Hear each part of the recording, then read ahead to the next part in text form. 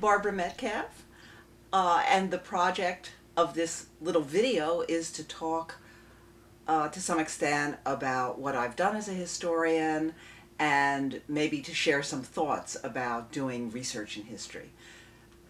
So very much thinking in terms of people who themselves might currently be preparing, be graduate students, be dissertators, or working up to being dissertators in history departments.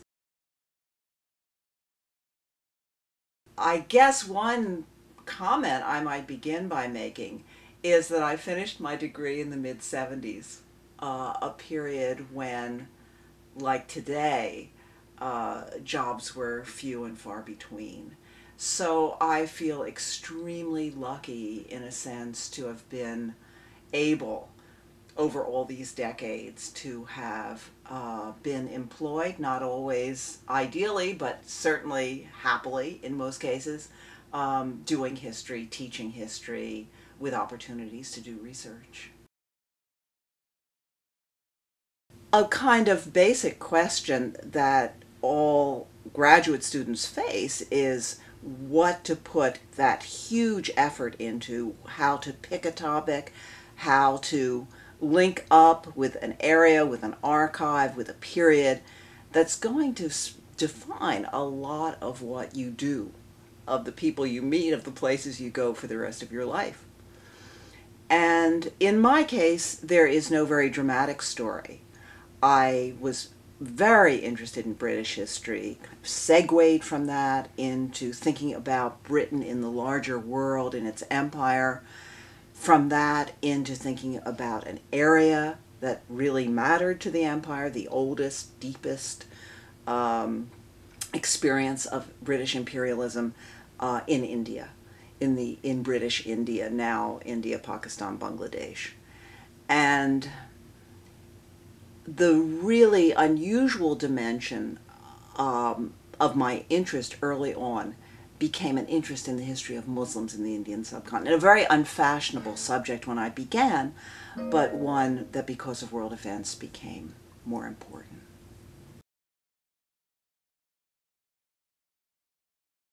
When I began thinking about doing a dissertation, there was in this period a kind of a burning question that had to do with modernization, with whether or not all the world was moving toward a common template. I mean, it's the precursor, I suppose, to the interest in globalization now.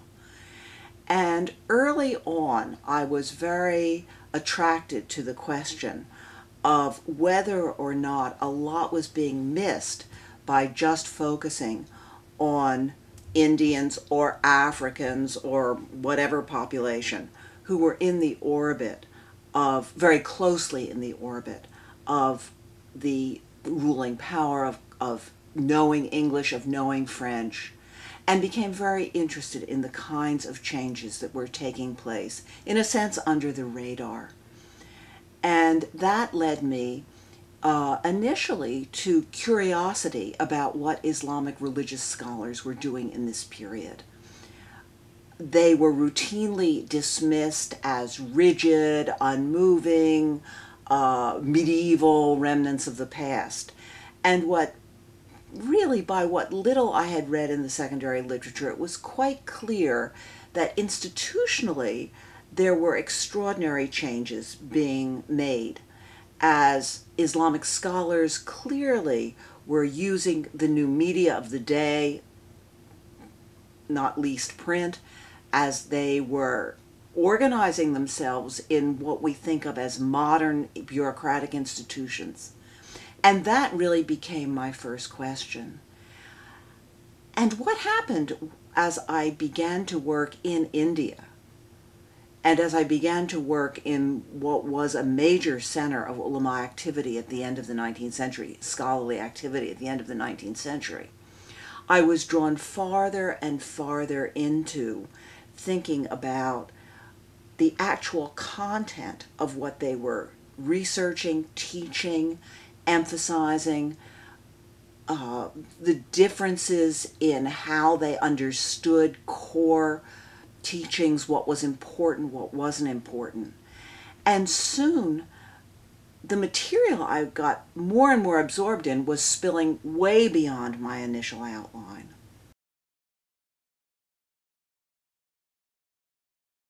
One of the pleasures of doing historical research, I think, is that you have to start with two basic things. You've got to start with some kind of a question, maybe some kind of an outline, some sense of what it is you want to cover. But you have to be so ready for the serendipity of what the sources begin to tell you, and be able to, or be interested in, be attuned to readjusting, and to letting the material carry you in some direction or another.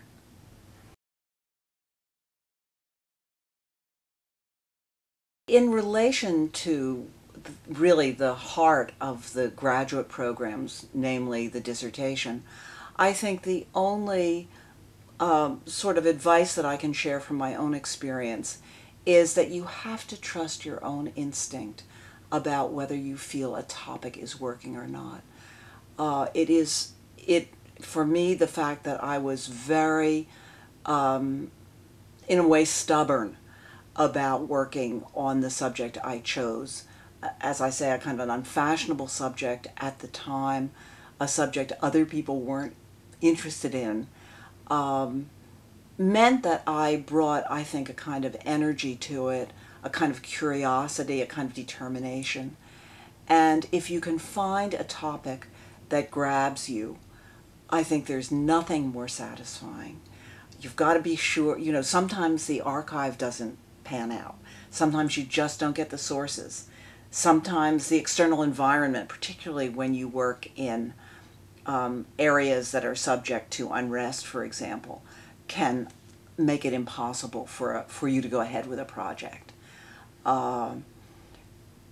Historians have to go somewhere. They have to go to where the records are. They have to get hold of the documents. It's one of the very special things about our field. And so, given those kinds of constraints, assuming those can be overcome, if you find an area of interest, you have to give it your best shot. And it's a long haul to do a history degree, and one I hope you all find well worth doing.